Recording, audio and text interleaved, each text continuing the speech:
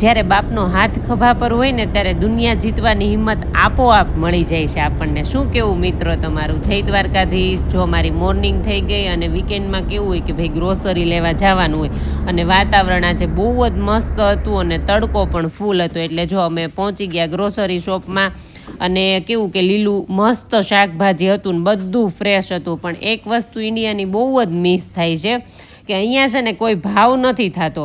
જે વસ્તુ ઉપર લગાડેલી છે ને મતલબ ટીકડી જો અહીંયા લગાડેલી છે ને રેડ કલરનું લખેલું છે ને એ ભાવ આપણે આપવો જ પડે એમ. અને વસ્તુ બધી બહુ જ ફ્રેશ આવે છે એમ. પછી અમે આવી ગયા બધી વસ્તુ લઈ, બધું શાકભાજી લઈને આવતા રહ્યા છીએ. અને અમારા ઘરે જો બને છે મસ્ત મજાનું ખીચું. કેટલા દિવસથી ખાવાની ઈચ્છા થઈ હતી કેમ કે 3-4 વીક અમારા ઘરે નહોતું બન્યું. એટલે જો મસ્ત ખીચું બનાવી નાખ્યું. અને ખીચામાં જો સાબુદાણા પણ મેં કાલે સાંજે જ પલાળી દીધા એટલે મસ્ત ઉકળી ગયા. ને પછી મેં એમાં 3 બટેકા નાખી દીધા અને ફૂલ મરચી નાખી છે, લીંબુ, મીઠું અને આખું જીરું આવે ને ઈ નાખી દીધું છે. એટલે જો મારું ખીચું આવું મસ્ત રેડી થઈ ગયું છે.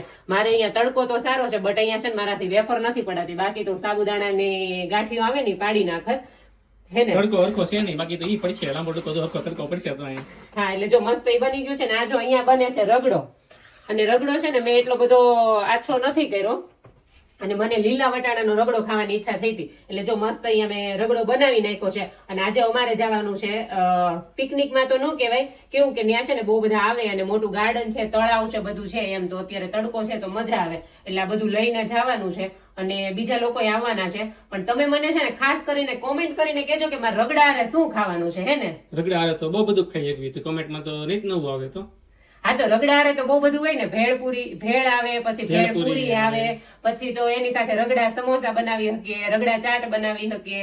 એમાં તો ઘણું બધું આવે. તમે મને છે ને કોમેન્ટ કરીને કહેજો કે રગડા હારે મારે શું ખાવાનું છે. અને અમારે છે ને ડબ્બામાં ભરવાનો હતો ને એટલે મેં એટલો ઘાટો રાખ્યો છે. નહીતર તો કેવું પછી કે ગાડીમાં વળી કઈક ઓલું થયું હોય તો ઢોળાય એમ. એટલા માટે એટલો ઘાટો રાખ્યો છે.